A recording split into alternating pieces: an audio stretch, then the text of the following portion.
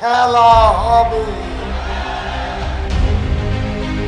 আগামী বছরের এপ্রিলে জাতীয় নির্বাচন অনুষ্ঠিত হবে এমনই ঘোষণা দিয়েছেন অন্তর্বর্তীকালীন সরকারের প্রধান উপদেষ্টা ডক্টর মোহাম্মদ ইউনূস। তবে ঘোষণা মেনে নেয়নি বিএনপি। নির্বাচন জানুয়ারিতেই দেয়া সম্ভব বলে মনে করে দলটি। এমন অস্থির সময়ে বোমা ফাটালেন আওয়ামী লীগের সাধারণ সম্পাদক ওবায়দুল কাদের। এক সাক্ষাৎকারে তিনি বলেন, আওয়ামী লীগ নির্বাচনে অংশ নেবে কিনা এবং শেখ হাসিনা কবে দেশে ফিরবেন এসব বিষয় নিয়ে দলের কাছে স্পষ্ট পরিকল্পনা আছে।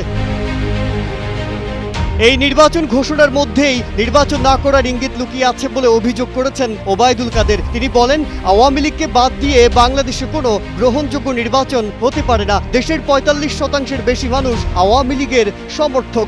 এত বড় জনগোষ্ঠীকে উপেক্ষা করে কোনো নির্বাচন সম্ভব নয়। ভারতের আনন্দবাজার পত্রিকায় দেয়া সাক্ষাৎকারে এসব কথা বলেন তিনি। ওয়ালটন আবারও মিলিনিয়ার অফারে ওয়ালটন ফ্রিজ কিনে আপনিও হয়ে যেতে পারেন মিলিয়নিয়ার। মিলিনিয়ার ছড়াছড়ি দেশ জুড়ে, এটা শুধু ওয়ালটেনই পারে।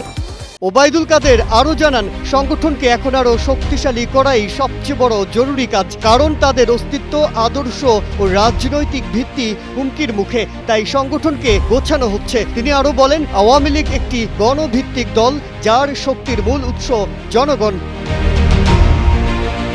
জামায়াত ইসলামের সাম্প্রতিক ঘোষণার সঙ্গে ডক্টর ইউনূসের নির্বাচনের সময়সূচি মিলে যাওয়ার প্রসঙ্গ টেনে আনেন এক সময়ের প্রভাবশালী এই নেতা। তিনি বলেন, ডক্টর ইউনূসের ক্ষমতার প্রধান উৎস হচ্ছে মৌলবাদী উগ্র সাম্প্রদায়িক গোষ্ঠী। তিনি তাদের উপর ভরসা করছেন।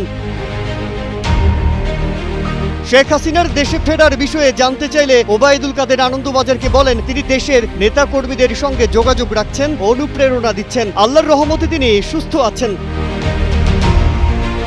ওবায়দুল কাদের বলেন, শেখ হাসিনা আগেও বলেছেন দেশের জন্য তিনি ফিরবেন এবং যারা তার বিরুদ্ধে ষড়যন্ত্র করেছে তাদের শাস্তি হবে। তবে তিনি কবে ফিরবেন তা এখনো বলা যাচ্ছে না। সবকিছু নির্ভর করছে দেশের রাজনৈতিক পরিস্থিতি, জনগণের মনোভাব এবং আন্তর্জাতিক পরিবেশের উপর। মাজহারুল আলম, কালের কণ্ঠ।